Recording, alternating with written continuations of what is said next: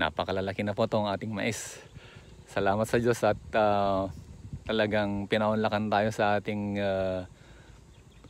hiling na umulan. Umulan ng napalakas nung nakaraang linggo. Kaya ito, napakabilis lumaki ng ating mais. Halos 5 feet, mahigit na po siya. Siguro isang linggo pa, mamumulaklak na po. At napakaganda nitong ating mais. No? At in-expect ko po dito na kung magkano yung ating pinagbentahan nung nakaraan, sigurado makukuha ulit natin dahil ang isa pa, tumaas na po yung presyo ng mais dahil napaka-konti po yung nagtanim ngayong third crop. Talagang napakaswerte po natin.